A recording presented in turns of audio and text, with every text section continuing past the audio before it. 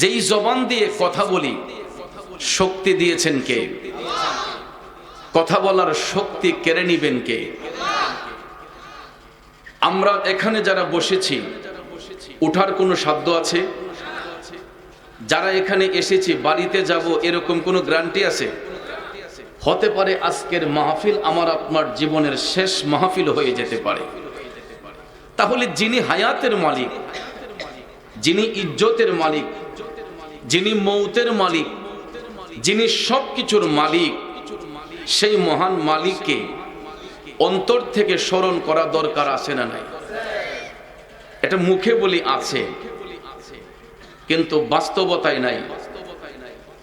বলুন তো, আজকে যে 24টা ঘন্টা পার করলাম, এই 24 ঘন্টায় কতটুক সময়ে আমরা মহান আল্লাহকে স্মরণ করেছি? আল্লাহর সৃষ্টির নিয়ামতকে আমরা কয়বার স্মরণ করেছি? যদি হিসাব করি দেখা যায় আমাদের 24 ঘন্টার প্রায় 95 ভাগ সময় আমরা হেলায় হেলায় কাটাই। 5% সময় আমরা আল্লাহর জিকির করি কিনা এও সন্দেহ আছে, ঠিক না বেঠিক? তাহলে আল্লাহ রাব্বুল আলামিন আমাদেরকে সুস্থতার নিয়ামত দিয়েছেন। হাত নাড়াইতেছি, পাও নাড়াইতেছি, কথা বলতেছি, এতগুলা অপরাধ করতেছি, তারপরও আল্লাহ রাব্বুল আলামিন আপনাকে আমাকে সুস্থতার নিয়ামত দিয়েছেন, ঠিক কিনা বলুন? কিন্তু আমার ভাইয়েরা, গভীর মনোযোগ, আল্লাহ রাব্বুল আলামিন আমাকে আপনাকে সূরা তাহার 124 নম্বর আয়াতে কারিমার মাধ্যমে জানিয়ে দিয়েছেন, বিসমিল্লাহির রহমানির রহিম,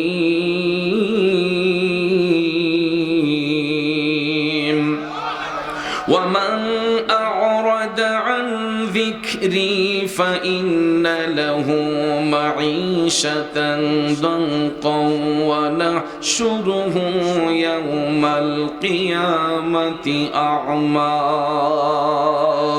একটা জবান বন্ধ রাখবেন না, জবান খুলে বলুন ঘোষণাটা কার?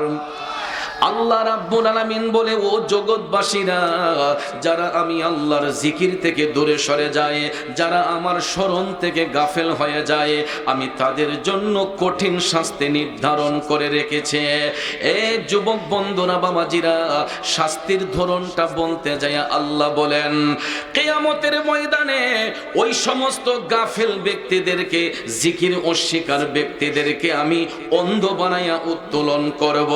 তখন ওই দুনিয়ার মানুষগুলা আল্লাহ রাব্বুল আলামিনকে তখন প্রশ্ন করবে, ক্বালা রাব্বি লিমা হাশারতানি আ'মা ওয়া কাদ কুনতু বাসীরা। দুনিয়ার মানুষগুলা সেই দিন আমার আল্লাহকে বলবে, আল্লাহ, আজকে কেন আমাদেরকে কিয়ামতের ময়দানে অন্ধ করে উঠাইলা? আমরা তো দুনিয়ার জমিনে চক্ষুষ্মান ছিলাম, আমাদের তো দৃষ্টি শক্তি ছিল, কেন আজকে আমাদেরকে অন্ধ করে উঠাইলা? তখন আল্লাহ তাআলা জবাব দিবেন, ক্বালা কাযালিকা আতাতকা আয়াতুনা ফানাসিতাহা ওয়া কাযালিকাল ইয়াউমা তুনসা। জোরে জোরে বলুন আল্লাহু আকবার। আল্লাহ তাআলা বলবে, বান্দা, এই জন্য তোমার কাছ থেকে আমি মুখটাকে আড়াল করে নিয়েছে, এই জন্য তোমাকে আমি অন্ধ করে উঠাইলাম, কারণ আমি আল্লাহর সত্য বিধান তোমার নিকট পাঠানো হয়েছিল, তোমার দৃষ্টি থাকা সত্ত্বেও তুমি সেটাকে গ্রহণ করো নাই, যেই কারণে আজকে আমি আল্লাহ কিয়ামতের ময়দানে তোমাকে অন্ধ করে দিলাম। তাইলে বলুন, দৃষ্টি থাকা সত্ত্বে আল্লাহর হুকুম মানা দরকার আছে না নাই? আমার উজানচরের যুবক বন্ধুরা, ও আমার বাবাজিরা, আজকে যখন আমি নূরে মদিনা সুন্নিয়া হাফিজিয়া মাদ্রাসার মাহফিলে আসলাম, ঘরে বৈশা একটা সংবাদ আমি শুইনা আমার মনটা আনন্দে ভরে গেল।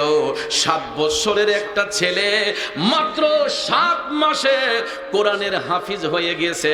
আল্লাহু আকবার বলবেন না? 7 মাসে কোরআনের হাফেজ, এটা অবাক্যর বিষয়, কথা কোন ঠিক না বেঠিক? আমরা যেমন মায়ের গর্ভ থেকে জন্ম নিয়েছি, এই ছেলেটাও কোনো একটা মায়ের গর্ভ হইতে ভূমিষ্ঠ হয়েছে। আজকে ওই মায়ের পেটটা ধন্য। কথা বলেন ঠিক কিনা?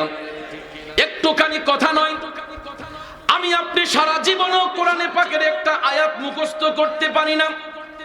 আমি আপনি সারা জীবনেও একটা সূরা ভালো করে অর্থ সহকারে পড়তে পারি না। কিন্তু একটুখানি বাচ্চা চিন্তা করে দেখেন, মাত্র 7 বছর বয়সে এবং 7 মাসে ওই বাচ্চাটা 30 পারা কোরআনকে ঠোঁটস্থ কণ্ঠস্থ মুখস্থ করে সিনায় ধারণ করেছে। কথা বলেন ঠিক কিনা? এই জন্য শায়ের বলেন, যা লিখেছ পাক কোরআনে মানে যেন আমার মনে, মানে যেন আমার মনে। আল্লাহ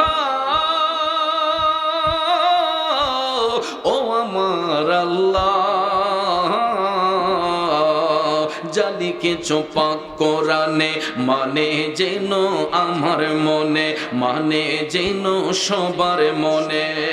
দয়াল নবীর গুণগানে হয়ে যাই মাশগুল, আল্লাহ করো হে কবুল, আল্লাহ করো হে কবুল।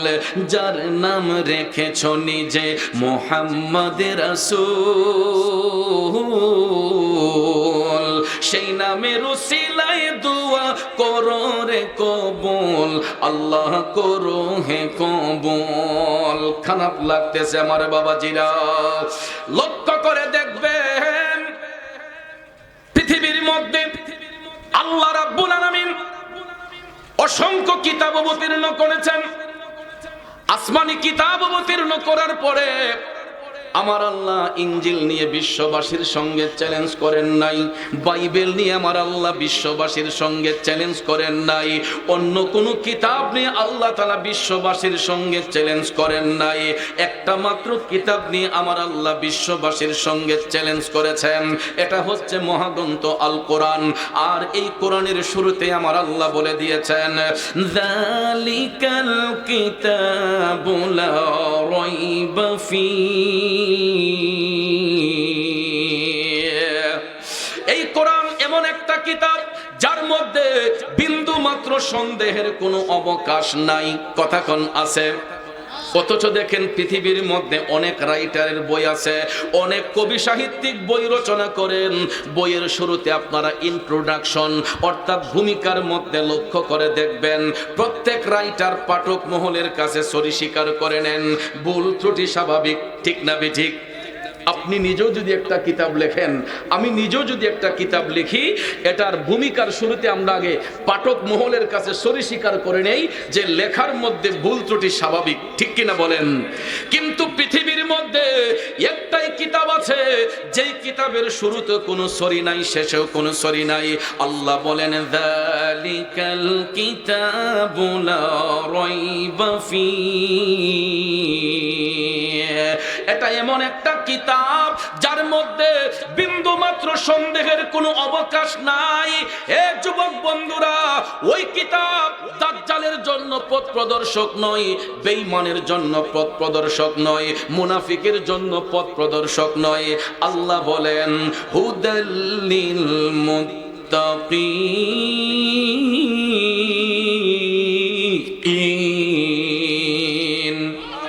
এই কোরআন হবে মুত্তাকিদের জন্য দিক নির্দেশক, পথ প্রদর্শক হবে মুত্তাকিদের জন্য, পরহেজগারের জন্য। কথা বলেন ঠিক কিনা?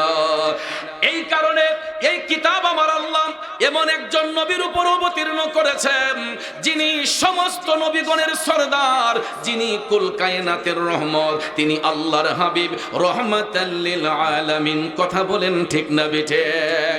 এই জন্য মুফাসসিরিনে কেরাম বলেন কোরআন হচ্ছে কালামে এলাহি আর আমার রাসূল হচ্ছেন রহমতে এলাহি। সুবহানাল্লাহ। কোরআন হচ্ছে আল্লাহর পক্ষ থেকে কালামে এলাহি আর আমার রাসূল হচ্ছেন আল্লাহর পক্ষ থেকে রহমতে এলাহি। কথা কোন ঠিক কি না? এই রহমতে এলাহির উপর আল্লাহ রাব্বুল আলামিন কালামে এলাহি পাঠিয়েছেন, যেই কারণে আল্লাহ তাআলা এই কোরআন নিয়ে বিশ্ববাসীর সঙ্গে চ্যালেঞ্জ করেছেন, এ আমার উজামচরের বাবাজিরা, আপনারা কয়েকটা ডিস্ট্রিক্ট ঘুরেন, 64টা জেলা ঘুরেন, 64টা ডিস্ট্রিক্ট ঘুইরা আপনি আমাকে দেখান তো কয়জন বাইবেল মুখস্থ করা লোক আছে, কয়টা লোক ইনজিল শরীফ মুখস্থ করেছে। কিন্তু ভাইয়ারা আমার 64টা ডিস্ট্রিক্ট ঘুরতে হবে না, শুধু এই উজানচর গ্রামের মধ্যে তালাশ করে দেখেন কয়টা কোরআনের হাফেজ আছে। ঠিক না বে ঠিক? আপনি 64টা ডিস্ট্রিক্ট ঘুরে দেখেন, অন্তত একজন লোক পাবেন কিনা আমার সন্দেহ আছে যে বাইবেলের আগাগোড়া মুখস্থ করেছে, ইনজিলের আগাগোড়া মুখস্থ করেছে। খুঁজে পাওয়া সম্ভব না, কথা কোন ঠিক না বেঠে? কিন্তু ডিস্ট্রিক্ট ঘুরতে হবে না, উপজেলা ঘুরতে হবে না, ইউনিয়ন ঘুরতে হবে না, এক একটা গ্রাম আপনি তাল্লাশ করে দেখেন, অন্তত না যদি পান অন্তত 4 থেকে 5 জন কোরআনের হাফেজ পাওয়া যায় যাদের সিনার মধ্যে 30 পারা কোরআন ঠুটস্থ কণ্ঠস্থ মুখস্থ করা সম্ভব হয়। কথা কোন ঠিক না বেঠে? এই আমার বাবাজিরা, বন্ধুরা, এখন প্রশ্ন হলো হুজুর বাইবেল মুখস্থ কেন করা সম্ভব হয় না, ইনজিল মুখস্থ করা কেন সম্ভব হয় না? এই কারণে ভাইয়ের আমার, যখন কোরআনে পাকের ঐশী বাণীগুলা আল্লাহ রাব্বুল আলামিন হাবিবের সিনার মধ্যে অবতীর্ণ করতেন, তখন ভাইয়ের আমার তখন তো কাগজ ছিল না, কলম ছিল না, এইগুলা পাথরের মধ্যে লিখে রাখা হতো, বালির মধ্যে লিখে রাখা হতো। এই জন্য কাফের মুশরিকরা এই লেখাগুলা যখন দেখতো তখন এইগুলা তারা মুছে ফেলার চেষ্টা করত। তখন আল্লাহর নবীর সাহাবাগণ এই কোরআনের আয়াতগুলা তারা মুখস্থ করে ফেলতেন। এখন বলুন, যদি মুখস্থ করা হয়, পাথর যদি মুছে ফেলা হয়, বালি থেকে যদি মিটিয়ে দেওয়া হয়, কাগজ যদি ছিঁড়ে যায়, সিনা থেকে কি কখনো মুছবে? কথা কোন মুছবে? এই জন্য আল্লাহর কুদরতি ভাবে, আল্লাহর অসংখ্য রহমতের বিনিময়ে এই কোরআন ঠুটস্থ কণ্ঠস্থ মুখস্থ করা সম্ভব হয় একজন হাফেজে কোরআনের মাধ্যমে।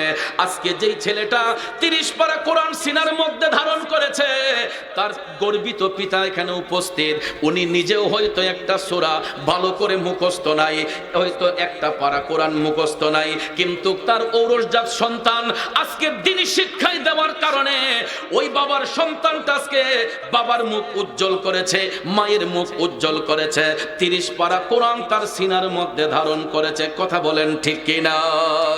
আমার নবীর প্রেমিকেরা, এ মুরব্বী বাবাজিরা, এইরকম আরো কত সন্তান দেখেন। আজকে যেই ছেলেটা 30 পারা কোরআনের হাফেজ হলো, এই বয়সের কত ছেলে গিয়া দেখেন রাস্তাঘাটে ছিনতাই করে, কত ছেলে গিয়া দেখেন আরেকজনের পকেট মাইরা টাকা আনে। ঠিক না ঠিক? এই বয়সের কত ছেলে গিয়া দেখেন এরা ফ্যান্সির ব্যবসা করে, এরা বাবা ট্যাবলেটের ব্যবসা করে, আর এদের মা বাবাকে মানুষ ইচ্ছে মতো বকাঝোকা করে। ঠিক না ঠিক? আজকে ওই গর্বিত পিতা, সে মুখটা উজ্জ্বল করে চলতে পারবে, কারণ সে পরিচয় দিতে পারবে। আজকে যদি উনার বাড়িতে মানুষ যায়, কেউ গিয়ে উনার নাম ধরে ডাকবে না, গিয়ে বলবে হাফেজ সাহেবের বাবা কোথায়, বাড়িতে আসেননি। কথা বলেন ঠিক না ঠিক? হাফেজ সাহেবের বাবা কোথায়, বাড়িতে আসেননি। তখন দেখবেন এই সন্তানের কারণে বাবার মুখ উজ্জ্বল হয়ে যায়। ঠিক না ঠিক? এই জন্য ভাইয়ার আমার, আমরা প্রায় সময় আমি একটা মাহফিলে বলি, বাবা ভালো তো ছেলে ভালো, মা ভালো তো জি, গাই ভালো তো বাছুর ভালো, দুধ ভালো তো ঘি। আরে বাবা ভালো তো ছেলে ভালো, মা ভালো তো জি, গাই ভালো তো বাছুর ভালো, দুধ ভালো তো ঘি।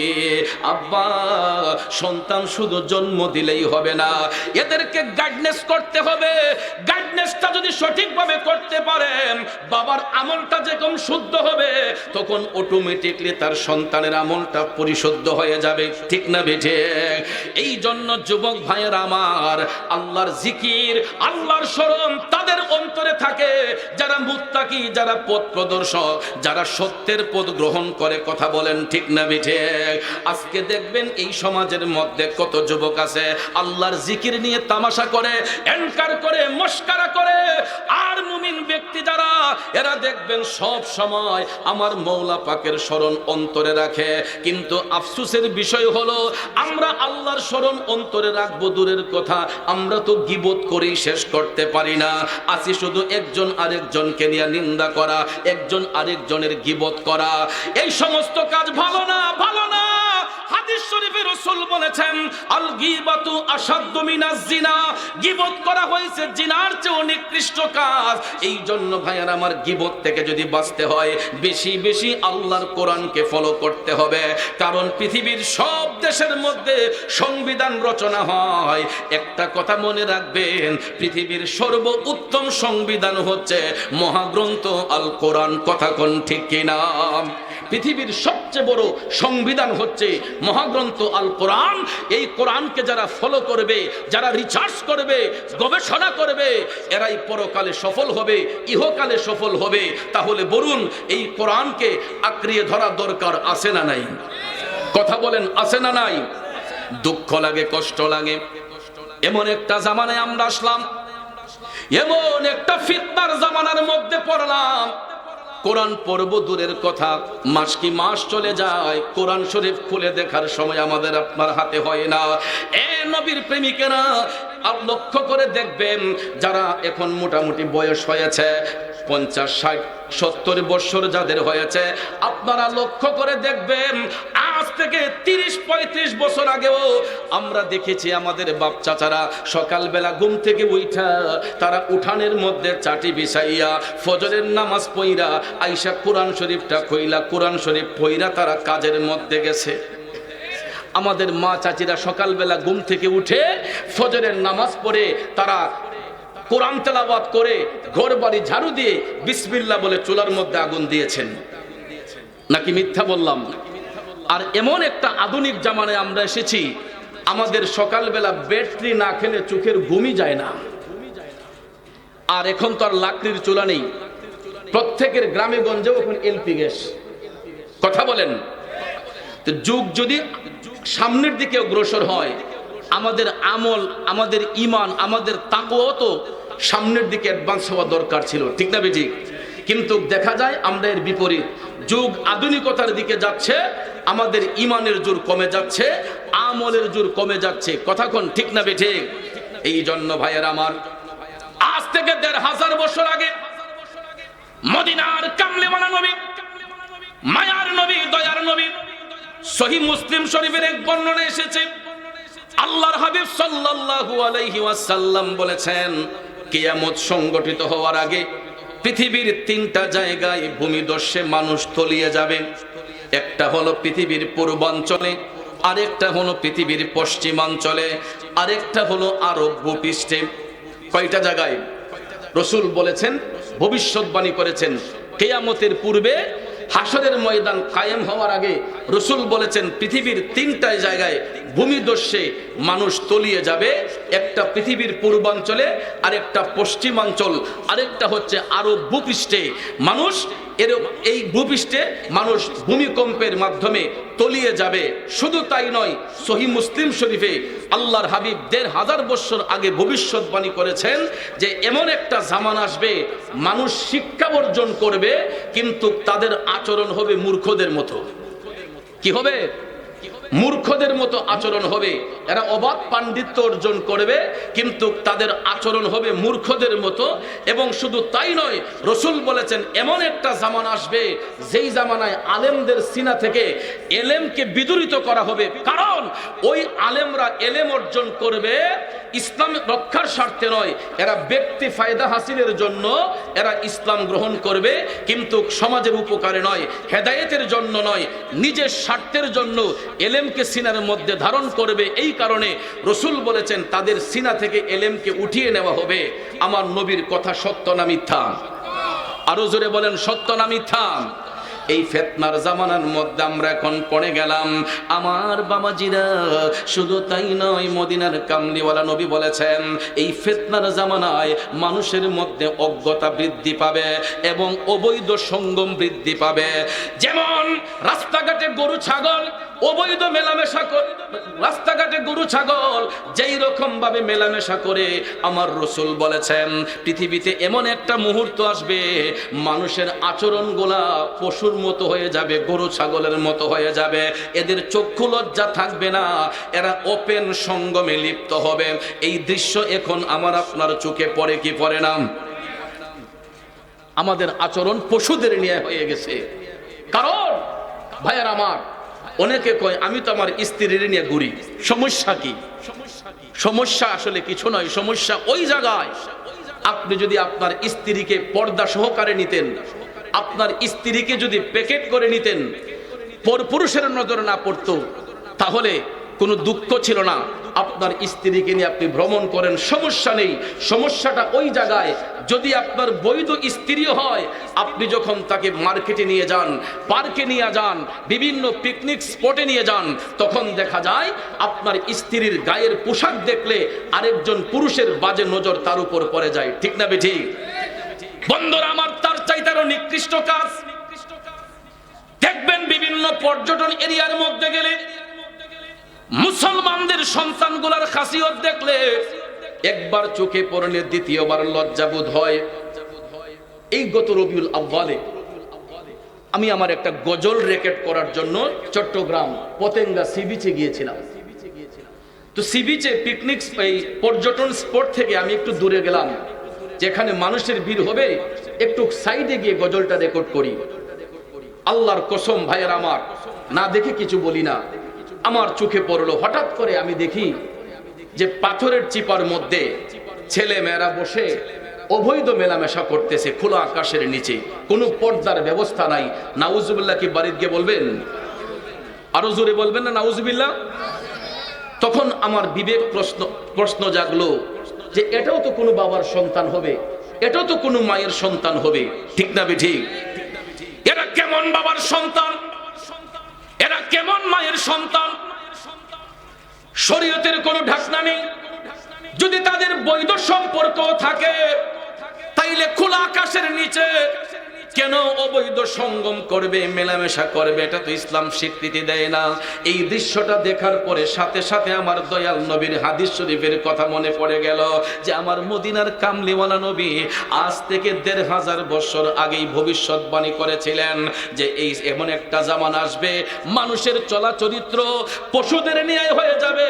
যেই রকম ভাবে রাস্তাঘাটে গরু ছাগল মেলামেশা করে, মানুষগুলার মেলামেশাটা এমন অবৈধ মেলামেশা হবে। এরা শরীয়তের কোনো ঢাকনা থাকবে না, পর্দা থাকবে না, খোলা আকাশের নিচে এরা অবৈধ সঙ্গমে লিপ্ত হবে। তাইলে এই ফিতনার জামানা এখন আছে না নাই? জোরে বলেন আছে না নাই?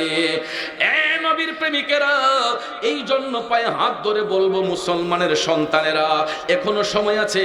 এই জামানার মধ্যে ঈমান রক্ষাটা করা বড় কঠিন ব্যাপার।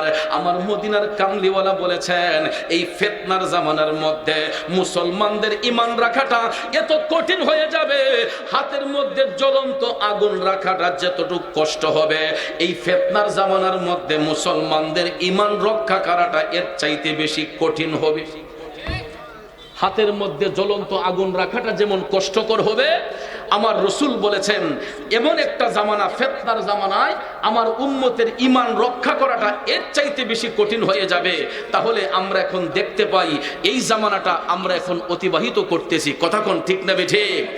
আমরা যে রকম আচরণ করি, এই আচরণের দ্বারা বোঝা যায় ফিতনার জামানার মধ্যে আমরা পড়ে গেছি। হে উজানচরের বাবাজিরা, শুধু তাই নয়, আমার মদিনার কামলিওয়ালা নবী বলেছেন এই ফিতনার জামানার মধ্যে এমন কিছু যুবক বন্ধুদের আড্ডার মধ্যে পড়বে, এরা বড়দেরকে সম্মান করবে না, ছোটরা বড়দেরকে স্নেহ করবে না, ছোটরা বড়দেরকে সম্মান করবে না, বড়রা ছোটদেরকে স্নেহ করবে না। আমার নবী বলছেন এই ফিতনার জামানার মধ্যে ছেলেরা বন্ধু বান্ধবকে নিয়ে আড্ডা মাইরা টাকা খরচ করবে, কিন্তু ঘরের মধ্যে মা বাবার মনে আইসা কষ্ট দিবে, মা বাবার সঙ্গে বিয়াদবিমূলক আচরণ করবে। তাইলে বলুন, বর্তমান সিচুয়েশনে এমন কিছু পরিবারের সন্তান আছে না নাই? আরে মা বাবাকে দুঃখ দিলে নামাজ রোজা যাইবি ফলে, ঠিক কিনা কোন?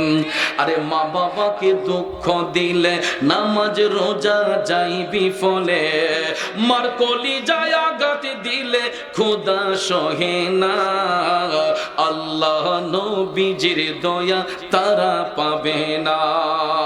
আওয়াজ করে বলুন ঠিক না বেঠে? জগতের বন্ধুরা রে, ফজরের মুরব্বি বাবা জিনা গো, আমার সম্মানিত মা বোনরা যারা শুনছেন, আল্লাহর নবী বলেছেন বন্ধুদের আড্ডার মধ্যে পইরা সন্তানগুলা টাকা খরচ করবে, কিন্তু ঘরের মধ্যে মা বাবার সঙ্গে চোখ রাঙ্গাইয়া কথা বলবে, মা বাবার সেবার মধ্যে আসবে না, মা বাবারে কষ্ট দিয়ে কথা বলবে। আমরা যদি লক্ষ্য করি সমাজের মধ্যে অহরহ দেখা যায় এমন কিছু বিয়াদব সন্তান, বাবার কথা শুনে না, মায়ের কথা শুনে না। আবার কোন কোন ক্ষেত্রে দেখা যায় সন্তান যদি রোজগারি হয়, স্ত্রীর ফাঁদে পইরা মা বাবার মনের মধ্যে কষ্ট দেয়। ঠিক না বেঠিক? আল্লাহর নবী বলেছেন পৃথিবীর কোন মা বাবা সন্তানকে অন্তর থেকে অভিশাপ দেয় না, কিন্তু মা বাবার মনের মধ্যে যে কষ্টটা অনুভব হয়, এই কষ্টটা যখন আমার আল্লাহর আরশের মধ্যে চলে যায়, দয়াল নবী বলেছেন আল্লাহর আরশটা তখন থর থর কইরা কাইপা উঠে। এই জন্য কবি বলেছেন তোমরা কোনো দিনও মা বাবার মনেতে কষ্ট দিও না, তোমরা কোনো দিনও মা বাবার দিলেতে আঘাত দিও। আরে পৃথিবীতে মায়ের মতো আপন কেউ হবে না, পৃথিবীতে বাবার মতো আপন কেউ হবে না, তোমরা কোনো দিনও মা বাবার মনেতে কষ্ট দিও না, তোমরা কোনো দিনও মা বাবার মনেতে কষ্ট দিও না। ঠিক কিনা বলেন বন্ধু?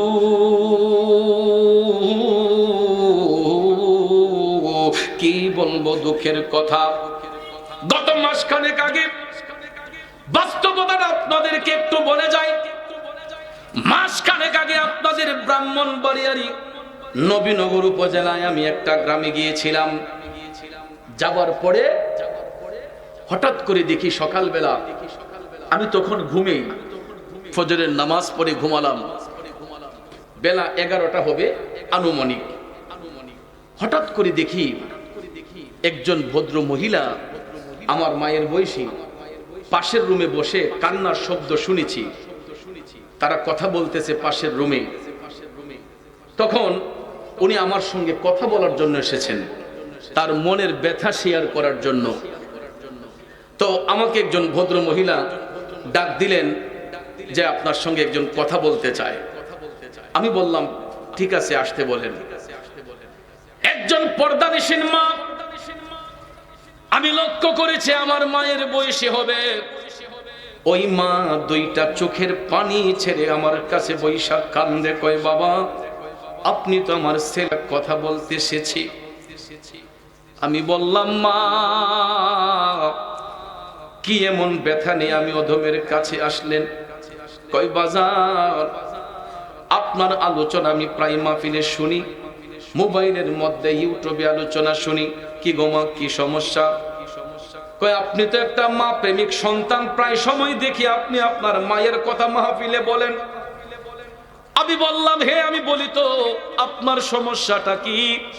কয় বাজার আজকে 5 বছর যাব আমার দুইটা ছেলে আমারে মা কইয়া ডাকে না।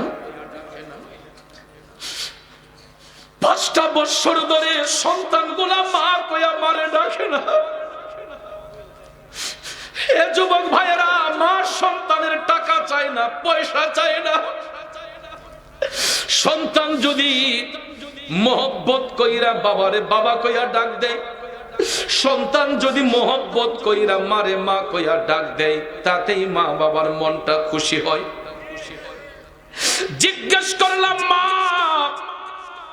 5 বছর ধরে সন্তানরা মা ডাকে না, কারণ কি? তাদের বাবা কোথায়? কয় হুজুর ছেলের বাবা তো আর আগেই মারা গিয়েছে। কই খুব কষ্ট কইরা ছেলে পেয়ে মানুষ করছি হুজুর, খুব কষ্ট কইরা ছেলে মেয়েগুলারে মানুষ করছি। মাগো এখন সমস্যা কি? কই হুজুর আমার একটা মাত্র মেয়েকে বিবাহ দেওয়ার জন্য তাদের কাছে টাকা চাইছিলাম, 2টা ছেলের একটা ছেলে বলে তাদের পক্ষে দেওয়া সম্ভব না। 2 ছেলেই বিদেশে থাকে, দুইটা ছেলে বিদেশে থাকে, বাবা নাই, উপযুক্ত একটা বোন। এই বোনের খবর তো ভাইরাই নিবে, ঠিক না ঠিক? বোনকে বিবাহ দিবে, ভাইয়েরা টাকা দিবে না। বাধ্য হয়ে ওই ভদ্র মহিলা তার বাবার বাড়ি থেকে ফরাসত্ব বিক্রি করে আইনা মেয়েকে বিবাহ দিলেন। খোদার কি অপরূপ লীলা! 1 বছরের ভিতরে নাকি ওই মেয়েটাও ক্যান্সার রোগ হয়ে মারা গেছে। মায়ের অপরাধ হলো বাবার বাড়ির ফরাসত্ব আইনা মেয়েকে বিবাহ দিয়া কিছু ফার্নিচার কিনে দিয়েছিল। সন্তানগুলোকে কেন টাকা দিল না? না দেওয়ার কারণে কয়, তোমার বাবার বাড়ির টাকা দিয়া তুমি চলো, তোমাকে আমরা টাকা পয়সা দিতে পারবো না। কিন্তু বোনটাও আর বাঁচলো না, ক্যান্সার রোগ হয়ে বোনটাও দুনিয়া থেকে চলে গেল। ভাইয়ের আমার, বন্ধুরা আমার, তাইলে চিন্তা করে দেখেন ওই সন্তানগুলো কেমন পাষণ্ড। 5টা বছর ধরে মা কি খায়, কি করতেছে, একটা সন্তানও খবর লয় না। এই জন্য যুবক শুনো রে, শুনো, ওই মায়ের চোখের পানি দেখা আমি মাটারে বললাম, মাগো আপনি সন্তানগুলারে অভিশাপ দিয়েন না। কয়, না বাজান না, আমি অভিশাপ দেই না। আমার জাদুরা যদি অন্তত একটা বার আমারে আম্মা কইয়া ডাকে, আমার মনে কোনো দুঃখ থাকবে না। চিন্তা করে দেখেন, টাকা দেয় না, পয়সা দেয় না, মার সঙ্গে কথা বলে না, শুধুমাত্র সন্তানের মুখে একটাবার মা ডাক শোনার জন্য ওই মা হাহাকার করে আছে। তাইলে সন্তানগুলো কেন অতীতটা বলে যায়? একটাবার চিন্তা করে দেখুন তো, আমরা যখন ছোট্ট ছিলাম মায়ের কোলে প্রস্রাব করেছি, মায়ের কোলে পায়খানা করেছি, ঠিক না ঠিক? ছোট্ট বাচ্চাটা যখন মায়ের কোলে প্রস্রাব করে ভিজিয়ে দিয়েছে, মায়ের কোলে পায়খানা করে ভরাইয়া দিছে রে, ওই মা তো রুমের মধ্যে এয়ার ফ্রেশনার দেয় নাই, নাকের মধ্যে কোনো সুগন্ধি লাগাই নাই। ওই মা 2টা হাত বাড়াইয়া সন্তানের পেশাব পায়খানা পরিষ্কার করছে। ভিজা জায়গাটার মধ্যে মা চলে গেছে, শুকনা জায়গাটার মধ্যে সন্তানদের রাখছে, ঠিক না বিঠে? ওরে হাতে পায়ে তেল মাইখা মাই দিল শক্ত করি, প্রসাব পায়খানায় আমি মায়ের কোলে করি, তবু না আমার রাগ হইল ভিজলো গুয়ে মুতে, আমারে শুকনায় রাখিয়া মাই থাকে ভিজাতে, ঠিক কিনা বলেন? আরে অসুখ হইলে দেখি চায়া আমার মাই রইছে বিছানায় বহিয়া রে, বলে আমায় আল্লাহ যাও গো লইয়া সন্তানের নিও না, দুঃখের দরদি আমার জনম দুঃখী মা। খারাপ লাগতেছে ভাইয়েরা, একটু দুরূদ শরীফ পড়ুন, আল্লাহুম্মা সাল্লি আলা। মাশাআল্লাহ, মাশাআল্লাহ।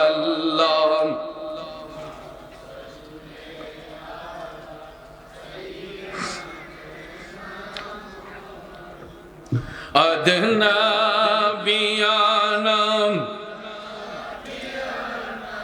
মাওলানা, আদনা বিয়ানাম মাওলানা।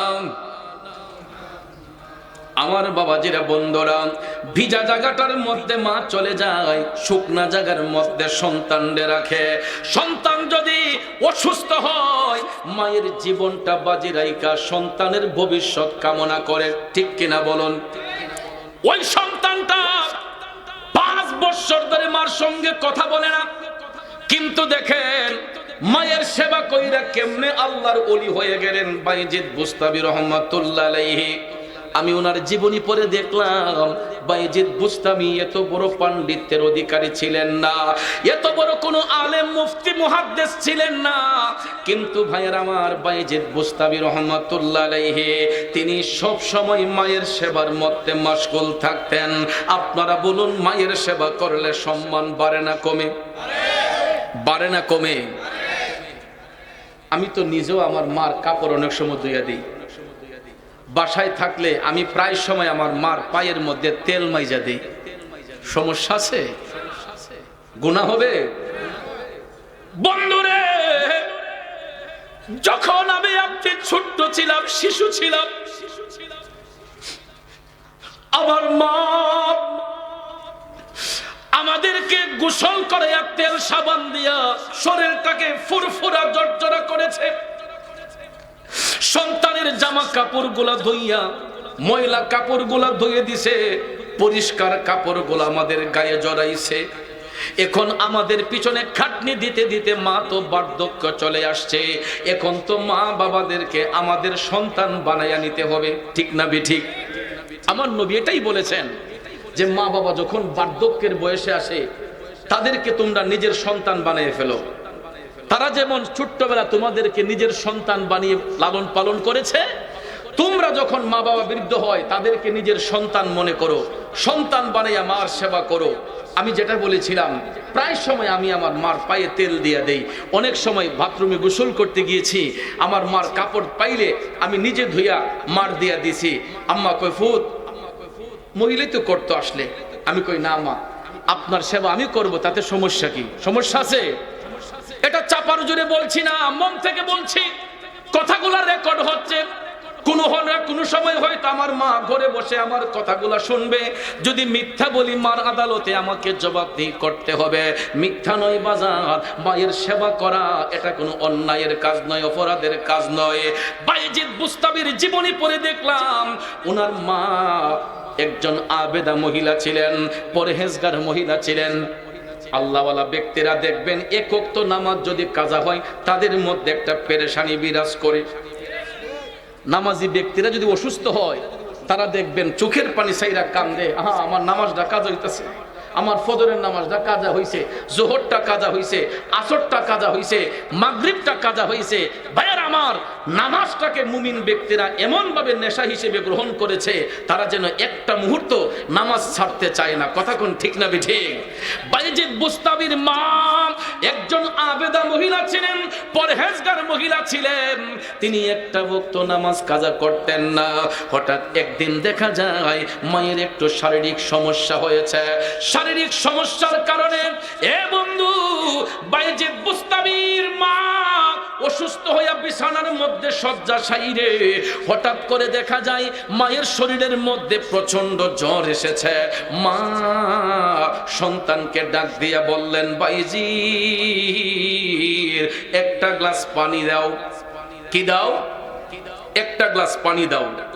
আপনারা বসেন, সবাই শান্ত হয়ে বসেন, নীরবে বসেন, কোনো হইচই নয়। এগুলা ছেলেরা একটু খেলাধুলা করতেছে। একটু দুরূদ শরীফ পড়েন। আল্লাহুম্মা সাল্লি আলা সাইয়্যিদিনা। ভালো কাজে কিছু শয়তানের ওয়াসওয়াস থাকে, এটা মেটার নয়, ভালো কাজে থাকেন। আল্লাহুম্মা সাল্লি আলা সাইয়্যিদিনা মুহাম্মাদিন নাবিয়ানা মাওলানা মুহাম্মাদিন নাবিয়ানা মাওলানা। কবির মনোযোগ। খারাপ লাগতেছে? কষ্ট হইতেছে? আসলে আজকে আলোচনা নিয়ে আসছিলাম অন্য একটা টপিকের উপরে।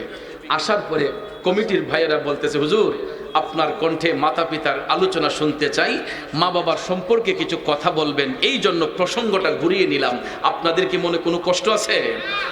ভাইয়েরা আমার, মা অসুস্থ, অসুস্থ মা বায়েজিদ বুস্তামিকে ডাক দিলেন, বাবারে বায়েজিদ গলাটা শুকিয়ে আসতেছে রে বাবা, একটু পানি যদি পান করাতে আমি একটু আরাম অনুভব করতাম। বায়েজিদ গলাটা শুকাইয়া গেছে, মাকে একটা গ্লাস পানি আইনা দেন।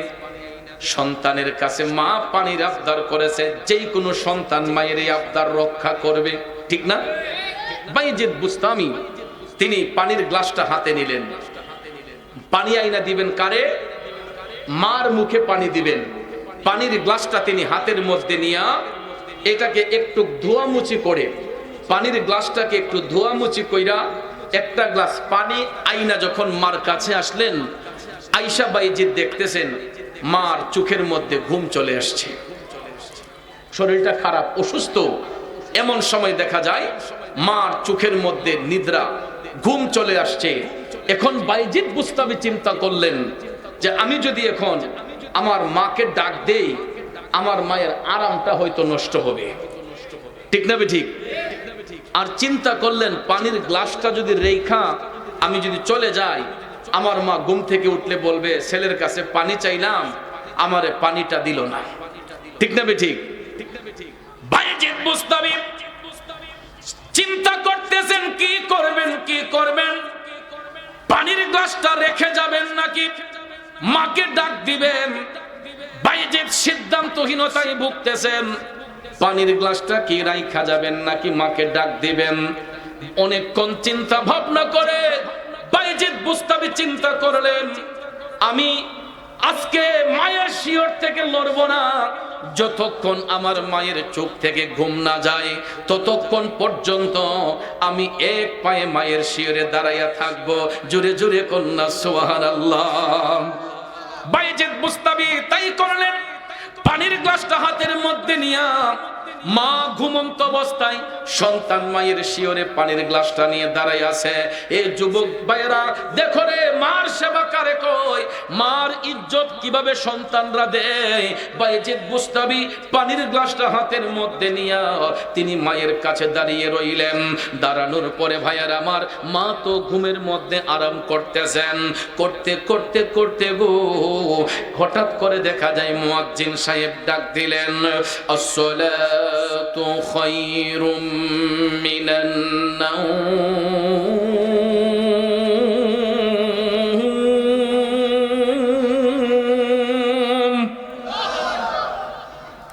এই আওয়াজটা কি মজার না বেমজার? মুয়াজ্জিন সাহেব কারো বাবার নাম ধরে ডাকে নাই, কারো মাকে বকা দেয় নাই, কারো 14 গোষ্ঠীর বকা দেয় নাই। এই ফজরের টাইমে মুয়াজ্জিন সাহেব বলেন, আসসালাতু খায়রুম মিনান নাওম, ঘুম থেকে নামাজ ভালো, ঘুম থেকে নামাজ ভালো।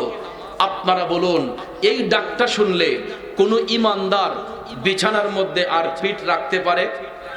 হুজুর এখন পারে, কিন্তু আমরা তারা পারে। কারণ আমরার সাবেরা সারাটা রাত এই যে সম্পদটা, এটা সারাটা রাত টিপতে টিপতে টিপতে টিপতে চোখগুলা গর্তে ঢুকে গেছে। কথা বলেন, চোখগুলা গর্তে ঢুকে গেছে। এমন একটা টাইমে ঘুমটা আসে যখন মুয়াজ্জিন সাহেব বলে আসসালাতু খায়রুম মিনান নাওম, ঘুম থেকে নামাজ ভালো। তখন আমরা সাবেরা কয় না, আমরা এই মুহূর্তে ঘুমটাই ভালো। কথা বলেন। যুবক বন্ধুরা, আমার বাবাজিরা, ফজরের নামাজ কাজা করে আমার যুব সমাজরা ঘুমের ঘরে চলে যায়।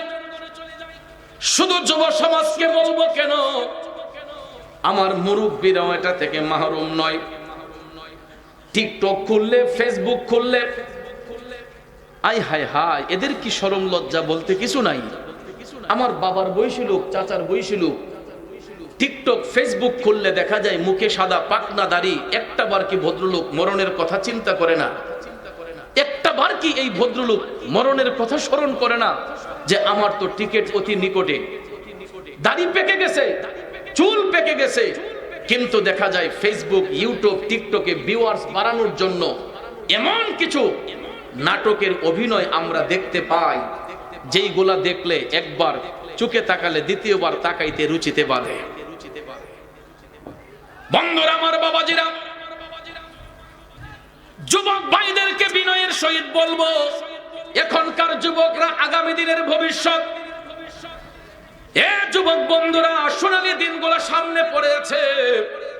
মোবাইল ফোনের মাধ্যমে আসক্ত হইয়া সারাটা রাত মোবাইল টিপাটিপি না করে, রাতে আল্লাহ দিয়েছে ঘুমাইবার জন্য, দিন আল্লাহ দিয়েছে রিজিকের তাল্লাশ করার জন্য, ঠিক না ঠিক?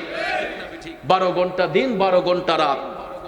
আল্লাহ তো ইচ্ছে করলে 24 ঘন্টায় দিন দিতে পারতেন, ইচ্ছে করলে 24 ঘন্টায় রাত দিতে পারতেন, পারতেন না? আমার আল্লাহ ন্যায় বিচারক।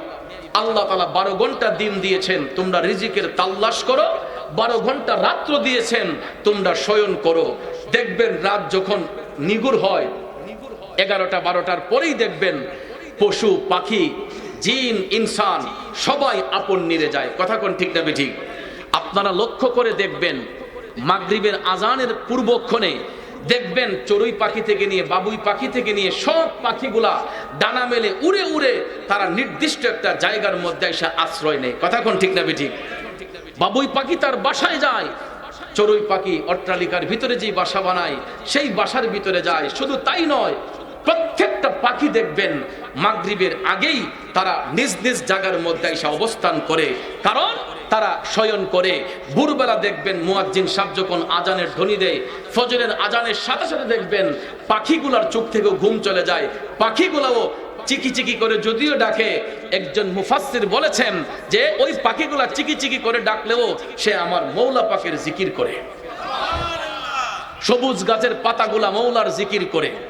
কিন্তু আমরা পৃথিবীর শ্রেষ্ঠ জাতি হয়ে, আমরা শ্রেষ্ঠ নবীর শ্রেষ্ঠ উম্মত হয়ে সেই ভোরবেলায় আমরা চোখের নিদ্রা দূর করতে পারি না। পারবো কিভাবে? আল্লাহর আদেশকে লঙ্ঘন করে সারাটা রাত দেখা যায় মোবাইল ফোনে আসক্ত হয়ে ভালো জিনিস দেখি না। যদি ভালো জিনিসটাও দেখতো মনটাকে মানিয়ে নিতাম।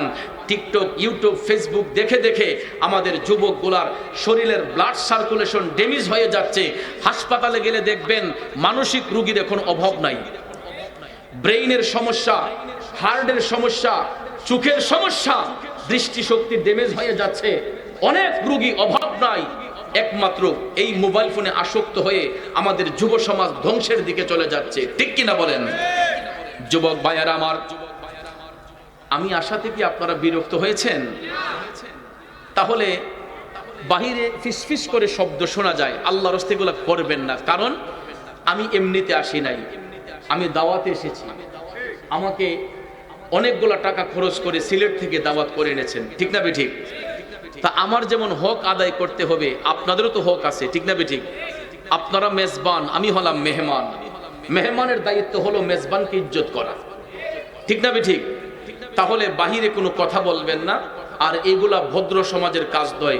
আলোচনা চলাকালীন সময়ে এই যে আপনার একটু ফিসফিস করে একজন মানুষ দেখলে মনে করে ঝগড়া লেগেছে, একটা আতঙ্কের মধ্যে মানুষ পড়ে যায়। এগুলাতে কিন্তু ভালো কাজে বাধা আসে। আজকে একটা মাদ্রাসার মাহফিল, ঠিক না বেঠিক? এটা তো কোনো রং তামাশা নয়, নাটকের মঞ্চ নয়, এখানে দিনই আলোচনা হবে। কথা বলেন? তাহলে এই কাজগুলাতে যারা বাধা প্রদান করে, এরা যেমন সমাজের শত্রু, এরা ইসলামের শত্রু। এদেরকে যেন আল্লাহ তাআলা হেদায়েত দান করে। আমিন কোন? একটু দুরূদ শরীফ পড়েন। আল্লাহুম্মা সাল্লি আলা সাইয়্যিদিনা মাদিনা বিয়ানা মাওলানা আদনা বিয়ানা শাফি মাওলানা। একটা জবানও বন্ধ রাখবেন না, জবান খুলে বলুন ইয়া রাসূলুল্লাহ। আমার যুবক বন্ধুরা, বাবাজিরা গো, বলতেছিলাম কি, মুয়াজ্জিন সাহেব যখন ডাক দিলেন আসসালাতু খায়রুম মিনান নাওম,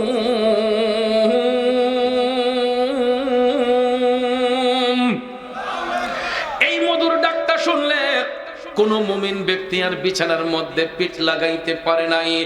বাইজিদ বুস্তামির মা যখন তিনি কানের মধ্যে আওয়াজ শুনতে পাইলেন মুয়াজ্জিন সাহেবের সেই পবিত্র ধ্বনি আসসালাতু খায়রুম মিনান নাওম, ঘুম থেকে নামাজ ভালো, ঘুম থেকে নামাজ ভালো।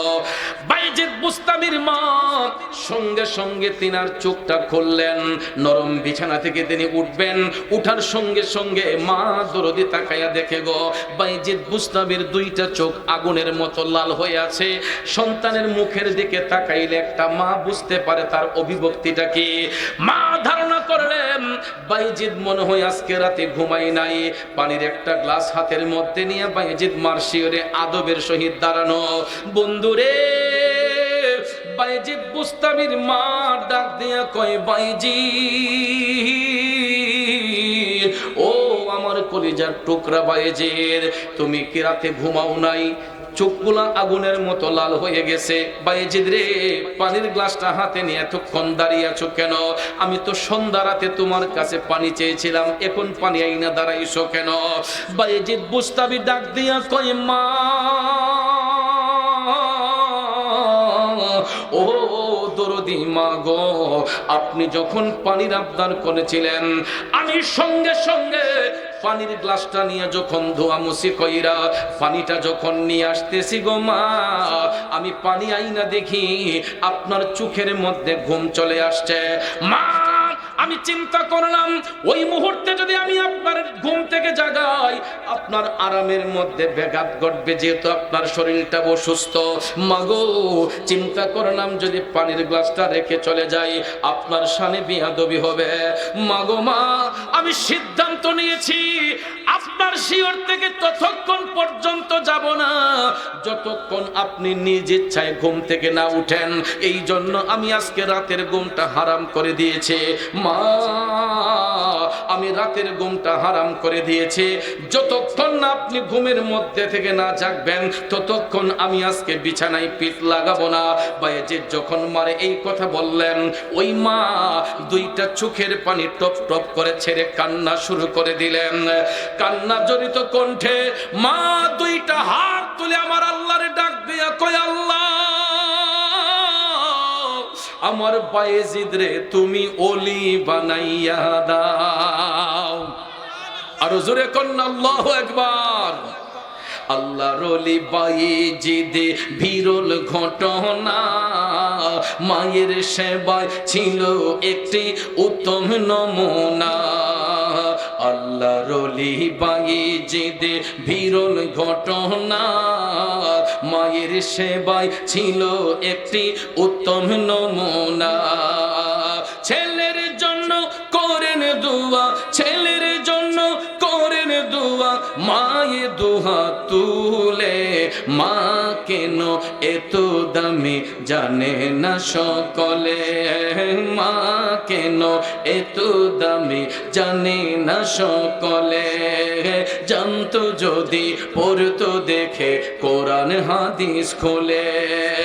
একটি হজের সওয়াব মিলে, একটি হজের সওয়াব মিলে, মাকে একবার দেখিলে।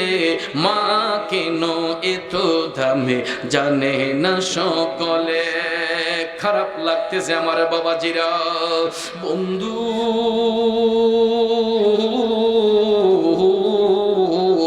মায়ের একটা মোনাজাত যদি এক পাল্লায় হয়, পৃথিবীর সমস্ত মানুষের মোনাজাত যদি এক পাল্লায় হয়, আমার মদিনার কামলিওয়ালা নবী বলেছেন সন্তানের জন্য তার মায়ের একটা মোনাজাতের পাল্লাই ভারী হয়ে যায়।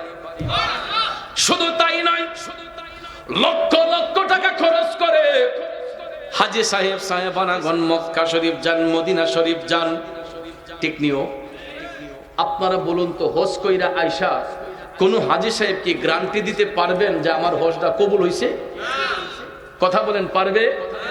কিন্তু আমার মদিনার কামলিওয়ালা নবী একটা গ্যারান্টি দিয়েছেন। মহব্বতের নজরে কোন সন্তান যদি মহব্বতের নজরে তার মায়ের চেহারার দিকে একটা বার তাকায়, আমার নবী কামলিওয়ালা বলেছেন আল্লাহ রাব্বুল আলামিন ওই সন্তানের আমল নামায় একটা কবুল হজের সওয়াব লিখে দেয়। এই কথা শোনার পরে নবীর একজন সাহাবী আমার নবীর কদম মোবারকে আরজ করলেন, নবী গো,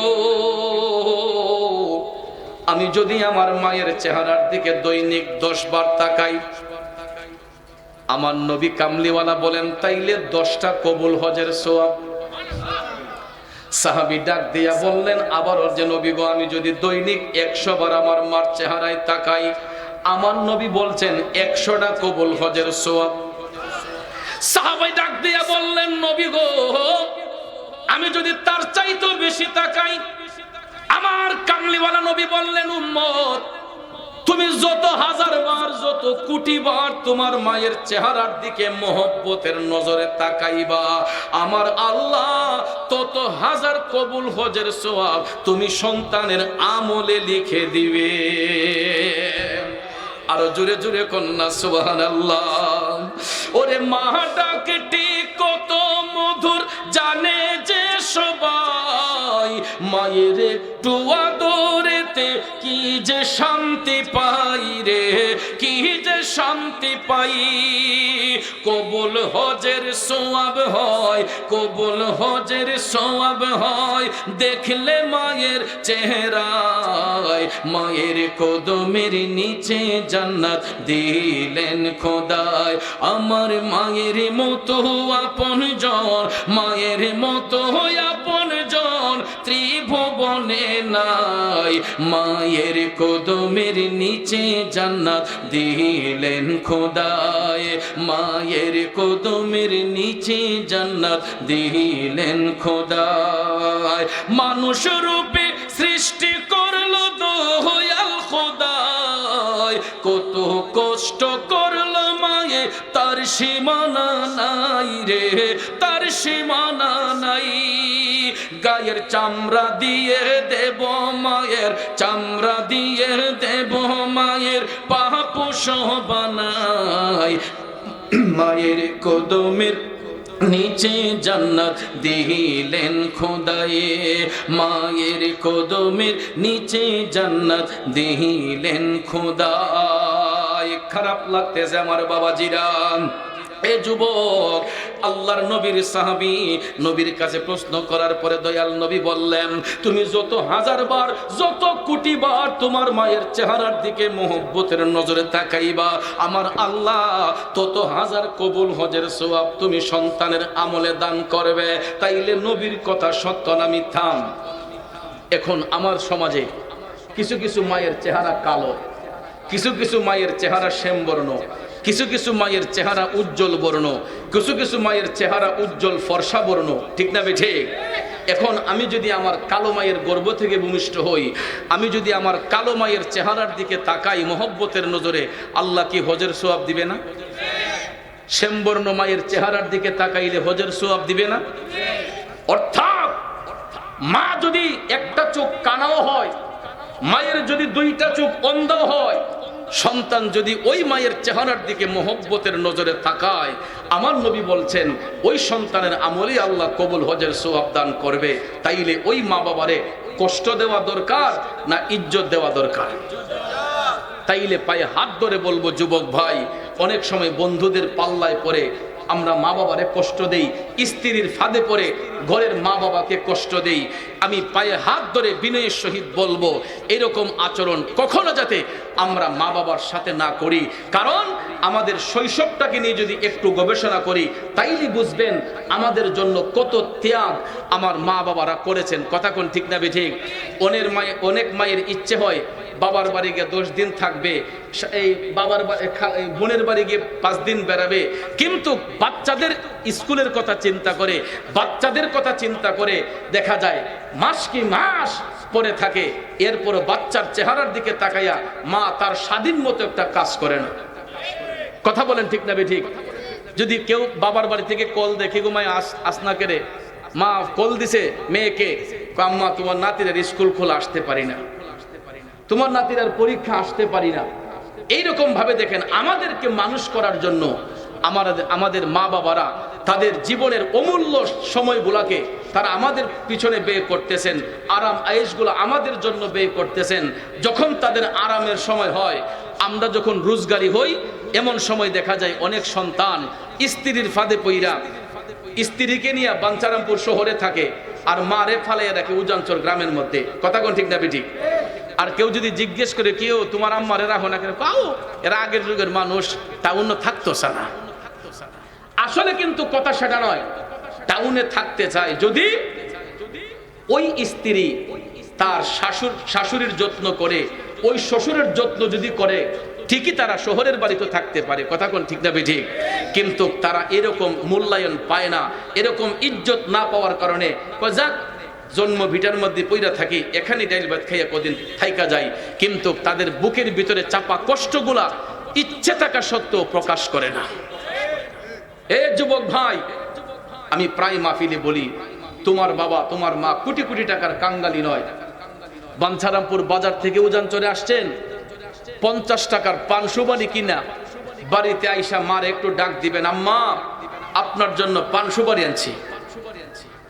আপনি দেখবেন আপনার মা আশেপাশের যত মহিলা আছে সবার সঙ্গে গর্বের সহিত বলবে যে আমার ছেলের মতো এমন কোন ছেলেই দেখি না। কেন?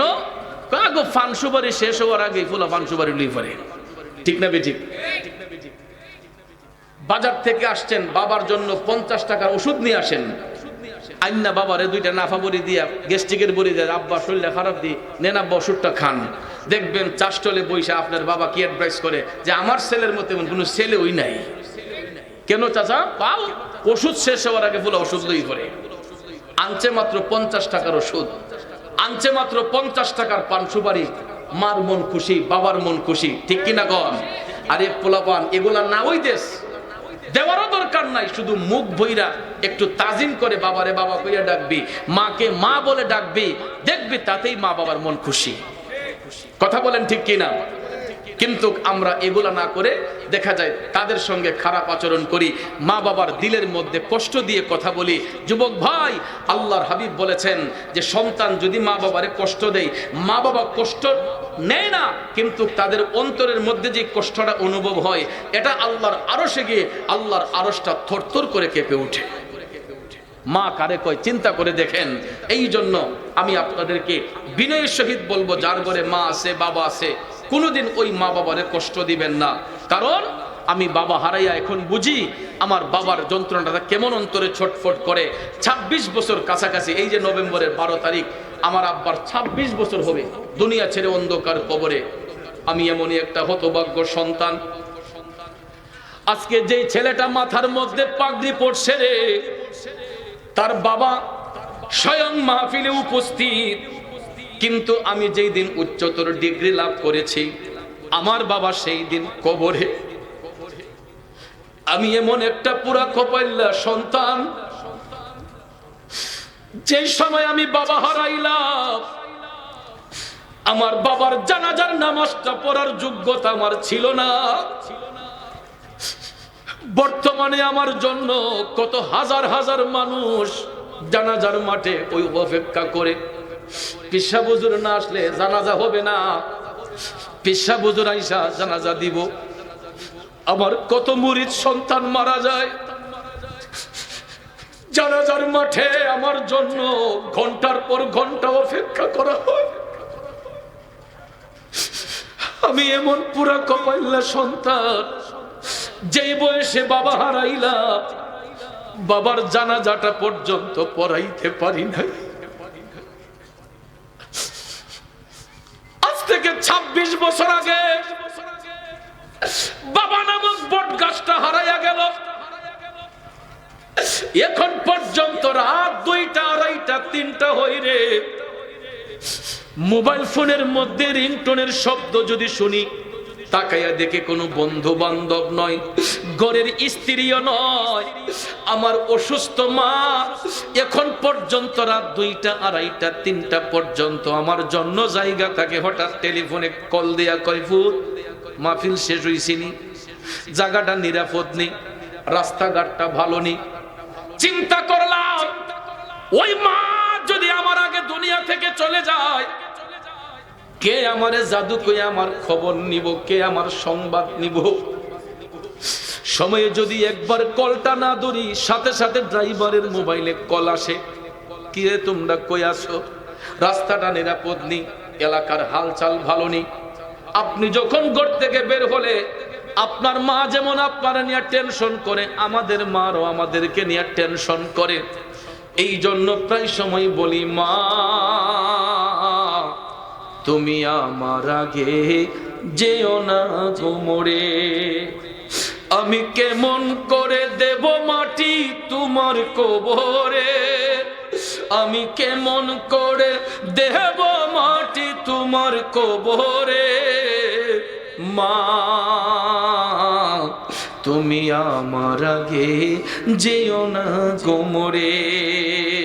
ও বাজান, কোনদিন মা বাবারে কষ্ট দেওয়া যাবে না। পৃথিবীর সব শূন্যস্থান পূরণ করা গেলেও 2টা শূন্যস্থান কোনদিন পূরণ করা যায় না। যদি বাবা হারায়া যায়, মা হারায়া যায়, এই 2টা জায়গা কোনো কিছু দিয়ে পূরণ করা সম্ভব। বন্ধু হারাইলে বন্ধু পাবেন। ভাই একজন মারা গেলে আরেকটা ভাই থাকলে ভাই ডাকা যায়, বোন হারিয়ে গেলে আরেকটা বোনকে বোন বলে ডাকা যায়, ঠিক না ঠিক? কিন্তু মা বাবা যদি হারিয়ে যায়, এই দুই জায়গার মধ্যে একটা পুরুষ একটা নারীকে বসাইলে বলুন তো নিজের মা বাবার মতো কি শান্তি পাওয়া যায়? কথা বলেন, পাওয়া যায়? এই জন্য যুবক ভাইয়ের আমার, বিনয়ের সহিত বলবো, কখনো মা বাবাকে কষ্ট দিবেন না, মা বাবার সঙ্গে খারাপ আচরণ করবেন না, আর কোনোদিন মা বাবাকে নিয়ে ভাগাভাগি করবেন না। যে বড় ভাইয়ে খাওয়াইবো আব্বারে, মাইজম ভাইয়ে খাওয়াইবো আম্মারে, ছোট ভাইয়ে কয় আমি 3 মাস খাওয়াইমো, তুমি 2 মাস খাওয়াইও। আসেন এরকম সন্তান?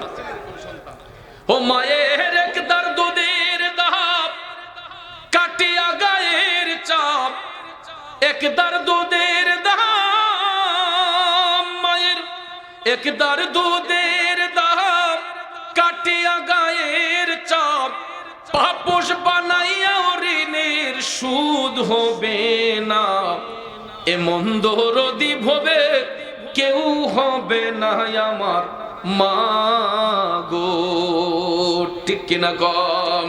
এই জন্য ভাইয়ার আমার, আল্লাহ তাআলা সূরা বনী ইসরাঈলে বলেছেন, ওয়া কাদা রাব্বুকা আল্লা তা'বুদু ইল্লা ইয়াহু ওয়া বিল ওয়ালিদাইনি ইহসানা।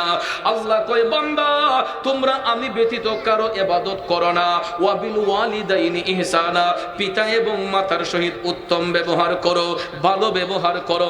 ঘোষণাকার, ঘোষণাকার, ইম্মা ইয়াবলুগান্না ইনদাকাল কিবরা আহাদুহুমা আও কিলাহুমা ফালা তাকুল লাহুমা উফফিন ওয়ালা তানহারহুমা ওয়া কুল লাহুমা কাওলান কারীমা। আল্লাহ তাআলা বলেন, এ সন্তান, মা বাবার দুইজনের কোনো একজন তোমাদের নিকট অসুস্থ হয়ে গেলে, বার্ধক্যের বয়সে চলে আসলে, কোনোদিন তাদের সঙ্গে ধমক দিয়া কথা বলিও না, উফ শব্দটা পর্যন্ত তাদের সঙ্গে ব্যবহার করিও না। ওয়াখফিদ লাহু মা জানাহাদ দুল্লি মিনার রাহমা, আল্লাহ শিখাইয়া দিছে নম্রতার বাহু বের করে দিয়া তোমরা মা বাবার সেবার মধ্যে নিয়োজিত হয়ে যাও, চোখ রাঙ্গাইয়া তাদের সঙ্গে কথা বলিও না। আর যদি তারা অসুস্থ হয়, দুনিয়া ছেড়ে চলেও যায়, তোমরা তাদের আত্মার শান্তির জন্য আমি আল্লাহর কাছে ডাকো। ওয়াকুর রাব্বিরহামহুমা কামা রাব্বায়ানি সগীরা। তোমরা আমি আল্লাহরে ডাক দিয়া কো, আল্লাহ আমার মা বাবার উপর তুমি রহম হয়ে যাও, দয়াশীল হয়ে যাও। যেমনি ভাবে ছোট্টবেলা আমার মা এবং বাবা আমাদেরকে লালন পালন করেছে, আমি কচি শিশুর মতো আমার মা বাবারে তুমি লালন পালন করো। বন্ধুরে, এই আয়াতের তাফসীর করতে গিয়া রুহুল বয়ান প্রমাণ করেছে, সন্তান যখন চোখের পানি চাইরা আমার আল্লাহর কাছে মা বাবার জন্য অ্যাপ্লিকেশন দেয়, ওই সন্তানের চোখের পানিটা জমিনে পড়ার আগে আমার আল্লাহ তার মা বাবা রুহের উপর খুশি হইয়া যায়। আরো জোরে কন্যা সুবহানাল্লাহ। এই জন্য যুবক ভাই, কোরআনে পাকে আল্লাহ আদেশ করেছেন মাতা পিতার খেদমতের জন্য, হাদিস শরীফে আমার দয়াল নবীজি নির্দেশ প্রদান করেছেন মা বাবার সেবা করার জন্য। এই জন্য আমরা বিনয়ের সহিত আমি বলে যাব, আমরা যাদের ঘরে মা বাবা আছে, এই দুইটা রত্নকে কখনো হারাইবেন না। এই দুইটা রত্ন যেই ঘরে আছে, আমার নবী বলছেন যেই ঘরে বাবা থাকে এই ঘরে আল্লাহর রহমত থাকে, আর যেই ঘরে মা থাকে এই ঘরে আল্লাহর জান্নাত থাকে। তো এই ঘরের মধ্যে জান্নাত হয়ে আমরা জান্নাত খুঁজতেছি। আপনার মা বাবারে কষ্ট দিছেন, সারাদিন গিয়ে পিসাবের লোকে ঘুরেন, কোনো কাজ হবে না। পীর মুর্শিদকে তাজিম করবেন, মাতা পিতার খেদমত করবেন, ঠিক না ঠিক? 4টা জিনিস সবসময় ফলো রাখবেন। ইবাদত করব কার? অন্তরে মহব্বত রাখবো নবীজির, আর খেদমত করব মা বাবার, আর সহবতে যাব ওলি আল্লাহ। এই জন্য এটা মনে রাখবেন, স্রষ্টার ইবাদত, নবীজির মহব্বত, মাতা পিতার খেদমত, পীর মুর্শিদের সহবত, এই 4টা জিনিস মাথার মধ্যে রাইখা মানব জীবন চালাইবেন, দেখবেন কোন রাস্তায় আপনি আটকিবেন না। অনেক কঠিন বিপদ অনেক সময় চোখে পড়ে, সামনে পড়ে, কিন্তু একটা আমল করি, বেশি আমল করতে পারি না, একটা আমল করি। ঘর থেকে যখন বের হই, মার পায়ে সালাম করে বের হই, আবার যখন নিরাপদে আল্লাহ পৌঁছায়, ঘরে গিয়া আগে মারে খুঁজা বের করে মার পায়ে সালাম দিয়ে ঘরে প্রবেশ করি। পাপি জবানে বলে যাই, যুবক এখন তো সালাম উঠে গেছে, আধুনিকতার স্পর্শ আইসা সালাম কালাম উঠে গেছে, ফায়জুরা সালাম করলে বলে শিরিক হয়, কয় মাথা নিয়ে সালাম করলে এটা শিরিক বেদাত, এগুলো করা যাবে না, কয় মুখে সালাম দিল, মুখে সালাম দিল, কয় ফায়জুরা সালাম পারে না। অনেক জায়গার মধ্যে কিছু ফাতলা পণ্ডিত আছে দেখবেন, হ্যাঁ, অল্প বিদ্যা ভয়ঙ্করী জুতারে বলে আলমারি, কথা বলেন ঠিক না ঠিক? অথচ সিহাসিত্তার হাদিস দ্বারা প্রমাণ কদম বুসি জায়েজ, কথা কোন ঠিক কিনা? কদম বুসি জায়েজ, অসংখ্য রেফারেন্স রয়েছে সিহাসিত্তার হাদিস দ্বারা।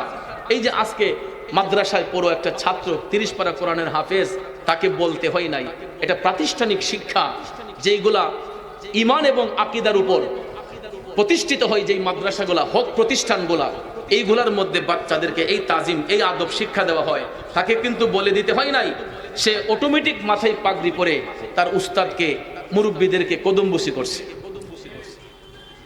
কেউ কেউ ফাতলা পণ্ডিত হয়ে মাথা নিয়ে শিরিক করতেছে, কিন্তু এটা সুন্নাত। একটা সালামের শর্ত হলো আসসালামু আলাইকুম ওয়া রাহমাতুল্লাহ। আপনি যখন এক মুসলমান আরেক মুসলমানের সঙ্গে পরস্পর সাক্ষাৎ হবে তখন সালাম বিনিময় করতে হয়, আসসালামু আলাইকুম ওয়া রাহমাতুল্লাহ, এবং জবাবদিহিতা করার সময় উনি বলবে ওয়া আলাইকুমুস সালাম ওয়া রাহমাতুল্লাহ। তখন অনেকে করমর্দন করে, মুসাহাফা করে, কথা কোন ঠিক না ঠিক? এটার একটা শর্ত। আর কদমবুসি আরেক শর্ত। কদমবুসি হলো পা এবং ঠোঁটের সম্পর্ক, কথা কোন ঠিক না ঠিক? এটা হচ্ছে মুরব্বীদের প্রতি আবেগ প্রকাশ করা, যেটা সাহাবায়ে কেরাম আল্লাহর হাবিব সাল্লাল্লাহু আলাইহি ওয়াসাল্লামের সঙ্গে করতেন। সাহাবায়ে কেরাম আল্লাহর হাবিব সাল্লাল্লাহু আলাইহি ওয়াসাল্লামকে দেখলেই তারা নবীজির হাত মুবারকে যেমন চুম্বন দিতেন, পা মুবারকের মধ্যে তারা চুম্বন দিতেন। আরো জোরে কোন সুবহানাল্লাহ। এটা অসংখ্য সিহাসিত্তার হাদিস দ্বারা প্রমাণ। আর আমরা এই সুন্নত শিক্ষার পরে আমাদের পারিবারিকভাবে এই শিক্ষা পেয়েছি, আমরা মা বাবাকে, উস্তাদকে, মুরব্বীদেরকে আমরা পায়ে ধরে সালাম করি, কদমবুসি করি। আর অহংকার যুগে কিছু কিছু শায়েক নামের ফায়েক দেখবেন, এরা আপনার ফতোয়া দেয়, না না না, মাথা নুয়ে সালাম করলে এটা শিরিক হয়ে যাবে, সে মাথা নুইব একমাত্র আল্লাহর জন্য। কার জন্য? আচ্ছা বলেন, শিরিক কে তো সোজা? আপনি সারাদিন নুয়ে থাকেন, ততক্ষণ পর্যন্ত শিরিক হবে না।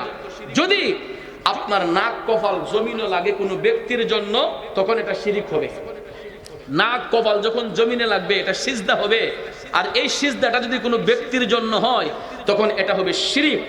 আর নাক কপাল জমিনে লাগবে এটা যদি আল্লাহ তাআলার জন্য হয় তখন এটা হবে সিজদা। কথাটা বুঝতে পারছেন নাকি অসুবিধা হচ্ছে? নাক কপাল জমিনে লেগেছে যদি ব্যক্তি স্বার্থে হয় তখন এটা শিরিক হবে। নাক কপাল জমিনে লেগেছে আল্লাহ পাকের জন্য যদি হয় এটা হবে সিজদা। আর সিজদার মালিক একমাত্র আল্লাহ, আর আল্লাহ ব্যতীত কেউ সিজদার মালিক নয়। কিন্তু কদমবুসি এটা সুন্নত, সুন্নতে সাহাবা। ভাইয়েরা আমার, সাহাবায়ে কেরাম আল্লাহর হাবিব সাল্লাল্লাহু আলাইহি ওয়াসাল্লামকে দেখলেই তারা হাত মুবারকে, পা মুবারকে চুম্বন করতেন। এবং সেই থেকে আমরা মুরব্বীদেরকে দেখলেই আমরা তাদেরকে কদমবুসি করি, মা বাবাকে কদমবুসি করি। আমরা যখন ছোট্টবেলায় পরীক্ষার হলে যাইতাম, ঘুম থেকে উঠে গোসল করে আগে কলম দেয়াতে লইয়া দৌড় দিয়ে গিয়া ছোট চাচা, মেজু চাচা, বড় চাচা তাদের পায়ে সালাম দিয়া, অনেক সময় তারা কিন্তু পীর মুর্শিদও ছিলেন না, জেনারেল শিক্ষিত, তারপরেও মাথাটা নুয়ে বলতাম চাচা মাথাটা হাতাই দেন, যেটা মাথাটা হাতাই দেন, ঠিক না ঠিক? বড় জেঠিরে, মেজু চাচিরে গিয়া বলতাম চাচি মাথাটা ছুঁয়ে দেন, পরীক্ষার হলে যাইতেছি। এই যে মুরব্বীদের অন্তরের দোয়া, অনেক সময় দেখা গেত আপনার পড়ালেখা করে কি শিখবেন, মুরব্বীদের দোয়ার কারণে আল্লাহ সিনার মধ্যে যে এলেম দান করে, শিক্ষা দান করে, এই শিক্ষার গুণে অনেক মানুষ সমাজের অনেক উঁচু জায়গায় চলে যায়। কিন্তু বর্তমানে এই পারিবারিক শিক্ষাগুলোর অভাব আমাদের মধ্যে, অনেক পরিবারের মধ্যে এখন কদমবুসি নাই। মা বাবারই সালাম করে না, উস্তাদরে সালাম করবো কোন সময়? কথা কোন ঠিক না বেঠিক? এই জন্য এই রীতিটা চালু করবেন, এই আদবটা প্রত্যেকটা ঘরে ঘরে চালু করবেন। ভাইয়ারা আমার, বন্ধুরা আমার, প্রত্যেকটা ঘরে ঘরে কদমবুসির শিক্ষা চালু করবেন। তাইলে দেখবেন এই পরিবারের ছেলেরা কোনোদিন বেয়াদব হবে না। আমি আমার কথা বলি, আমার আব্বা যখন ছিলেন 26 বছর আগেও আমরা বাবার সামনে দাঁড়াইতে গেলে কেল্লাটা নোয়া গেছি, আব্বার সামনে গিয়ে দাঁড়াইলে ভিতরটা কাঁপছে, ভিতরটা এইভাবে ভয়ে ভয়ে কাঁপছে। এটা কিসের কারণে? আদব। আসলে এই কাপটা কিন্তু হিডন না, এটা আদব, যে আব্বার সামনে কোনো বেয়াদবি যদি হয়ে যায়, বড় চাচার সামনে কোনো বেয়াদবি যদি হয়ে যায়, এই জন্য সবসময় নিজেরে একটু লুকায়ে লুকায়ে রাখতাম, আদবের সহিত সবসময় মুরব্বীদের সামনে দাঁড়াইতাম। আর এখনের পোলাপান বাপ চাচার সামনে গিয়ে দেখা যায় ফাউর উপরে ফাউ তুলে বয়ে থাকে। এটা পারিবারিক শিক্ষার অভাবের কারণে। এই জন্য আমাদের প্রত্যেকটা সুন্নি পরিবারের মধ্যে আমাদের বাচ্চাগুলোকে যদি আমরা কদমবুচি শিক্ষা দেই, তাহলে ভাইয়ার আমার এই পরিবারের মধ্যে শান্তি আসবে। আর মানুষের সেবাই হলো উত্তম সেবা, কথা কোন ঠিক না বেঠিক? অনেক সময় আমার বাসায় মেহমান গেলে আমি কি করি জানেন? মেহমানের সম্মানে মেহমানের জুতাগুলি দরজার বাহিরে থাকে, আমি নিজে কি করি, জুতাগুলা বাড়ি দিয়া আইনা ভিতরে, ঘরের ভিতরে আমার জুতার বক্স আছে, এটার মধ্যে রাখি। অনেকে আল্লাহ হুজুর দেখে দেখেন না, এটা মেহমানের আদব, মেহমানের সম্মান, ইজ্জত। আমি যখন এটা করি, এখন দেখা যায় আমার বাচ্চাগুলো আমার বাসায় কোনো মেহমান গেলে তাদের জুতা যদি বাহিরে থাকে, যদি কোনো টুকায় নিয়ে যায়, কোনো আপনার ফকির নিয়ে যায়, যদি অনেক সদ্য বেশি চুর আছে, এই জন্য আমার বাচ্চারাও এখন কি করে, না জুতাটা বাহিরে একটু ভিতরে আইনা রাখছে। এটা পারিবারিক শিক্ষা, এটার কারণে আপনার সম্মান নষ্ট হবে না, বরঞ্চ আরো আত্মার দোয়া পাওয়া যায়, কথা কোন ঠিক কি না? তো ভাইয়েরা আমার, বন্ধুরা আমার, আমি যেই জিনিসটা আজকে অবলোকন করেছি, যে এই যে আমাদের নূরে মদিনা সুন্নিয়া হাফিজিয়া মাদ্রাসা এতিমখানা, এটা হকের উপর প্রতিষ্ঠিত। এখানে আপনাদের বাচ্চাদেরকে নির্দ্বিধায় আপনারা পড়াতে পারবেন, আপনার বাচ্চা মানুষের মতো মানুষ হবে। কারণ একটু আগে যে ছেলেটা পাগড়ি নিল, দেখছেন তার আদবটা, তারপরে 7 মাসে কোরআনের হাফেজ হয়ে গেছে। এটা শুধু তারই অবদান নয়, তার উস্তাদের অবদান আছে। খালি বাচ্চারই অবদান নয়, বাচ্চা যেমন চেষ্টা করছে, তার উস্তাদরা এরকম শ্রম তার পিছনে দিয়েছে, কথা কোন ঠিক না বেঠিক? এই জন্য ভাইয়ার আমার, উস্তাদগণ হচ্ছেন, এরা হচ্ছেন মানুষ গড়ার কারিগর। আমরা যেরকম ভাবে একটা বৃক্ষ রোপণ করলে এটার গোড়ার মধ্যে পানি টানি ঢাইলা এটার পরিচর্যা করে গাছের গোড়াটা মজবুত করি, ঠিক তদ্রুপ ভাবে এরকম কষ্ট ত্যাগ করে একজন উস্তাদ, একজন হুফাজ তার স্টুডেন্টকে পরিচর্যার মাধ্যমে, সঠিক গাইডনেসের মাধ্যমে তাদের সিনার মধ্যে 30 পারা কোরআনকে ধারণ করার শক্তি যোগাইয়ে দেন, কথা কোন ঠিক না বেঠিক? তো এই জন্য বাবাজিরা আমার, বন্ধুরা আমার অত্যন্ত ভালো লেগেছে। আমি আরেকবার এসেছিলাম গত বছরের আগের বছর, 4 বছর মাহফিলের মধ্যে, এবার নিয়ে আমি 2 বার। তো আমার আসার পর থেকে দেখেছি আপনাদের এলাকার মানুষের মধ্যে যেই শালীনতা, নমনীয়তা, ভদ্রতা, আর এগুলা দেখে আমার সত্যিই মনটা ভরে যায়। আর বাঞ্ছারামপুর নবীনগরে আমি মাহফিল করলে এমন আত্মার শান্তি পাই, কারণ এই এলাকাগুলোতে তরিকাপন্থী মানুষ থাকে বেশি। কিন্তু একটা কথা মনে রাখেন, মানুষে চলিত ভাষায় কয় যে মক্কা ও গাদা আছে, কইনি যে দুষ্ট লোক কিন্তু সব জায়গায় থাকবে, যেখানে ভালো লোকের বসতি হয় সেখানে কিছু খারাপ লোকের আনাগোনা হয়। তাই বলে কি ভালো লোকগুলা কি চলে যাবে? ভালো লোকের সম্মান সব জায়গায় থাকবে। এই যে আপনারা বসছেন, আপনাদেরকে দেখে আমার মনে হইতেছে যে বৈশাখ মাসও দান কাইটটা যখন গোলার মধ্যে রাখে, তখন দেখবেন কুলা দিয়া লাললে চোচাগুলো এক সাইডে যায় আর পুষ্ট দানগুলো এক জায়গায় পড়ে থাকে। তো আপনাদেরকে দেখে এখন মনে হয় যে এলাকার চোচা মোচা যা ছিল এগুলো সব দূরে চলে গেছে।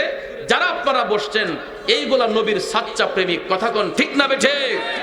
আর ওই প্রেমিকরা কয়, ছটফট ছটফট করে গো নবী অন্তরে, ছটফট ছটফট করে গো নবী অন্তরে, কাছে আইসা ভালোবাইসা, কাছে আইসা ভালোবাইসা, নাও না বুকে পাগলা রে, ছটফট ছটফট করে গো নবী অন্তরে, আল্লাহ আল্লাহ আল্লাহ আল্লাহ আল্লাহ আল্লাহ, ছটফট ছটফট করে গো নবী অন্তরে, জুড়ে ছটফট ছটফট অন্তরে, মাশাআল্লাহ, ছটফট ছটফট করে গো নবী অন্তরে, কাছে আইসা ভালোবাইসা, কাছে আইসা ভালোবাইসা, নাও না বুকে পাগলা পাগলা রে ছটফট ছটফট করে গো নবী অন্তরে ছটফট ছটফট করে গো নবী অন্তরে আল্লাহ আল্লাহ আল্লাহ আল্লাহ আল্লাহ আল্লাহ ছটফট ছটফট করে গো নবী তোমায় ভালো বাসি বলে বন্ধু হইল পর নবী তোমার ভালোবাসা পেলে আমার কিসের ডর ঠিক না তোমায় ভালো বাসি বলে বন্ধু হইল পর নবী তোমায় ভালোবাসি বলে আমার কিসের ডর হাসি মুখে তোমার প্রেমে হাসি মুখে তোমার প্রেমে প্রাণটা দিতে রাজি রে ছটফট ছটফট করে গো নবী অন্তরে ছটফট ছটফট করে গো নবী রে আল্লাহ আল্লাহ আল্লাহ আল্লাহ আল্লাহ আল্লাহ ছটফট ছটফট করে গো নবী ছটফট ছটফট করে গো নবী তোমার কথা মনে হলে চোখে আসে জল নবী তুমি আমার ইহ পর জীবনের সম্বল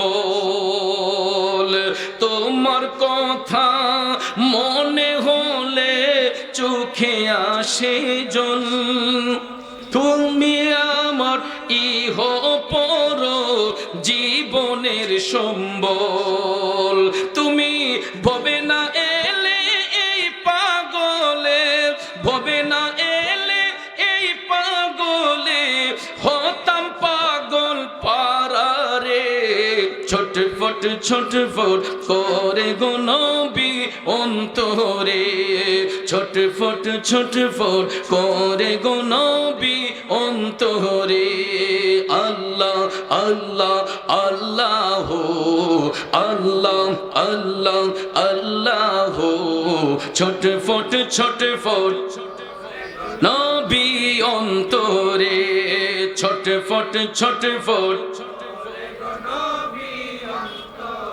তোমায় অনেক ভালোবাসি গো আমি ইকবাল এক পলক দেখব আশায় মনটা যে উতাল তোমায় অনেক ভালোবাসি গো আমি ইকবাল এক পলক দেখব আশায় মনটা যে উতাল পাগল মনটা করো গো ঠান্ডা পাগল মনটা করো গো ঠান্ডা একবার দেখা দিয়া রে ছটফট ছটফট করে গো নবী অন্তরে ছটফট ছটফট করে গো নবী অন্তরে আল্লাহ আল্লাহ আল্লাহ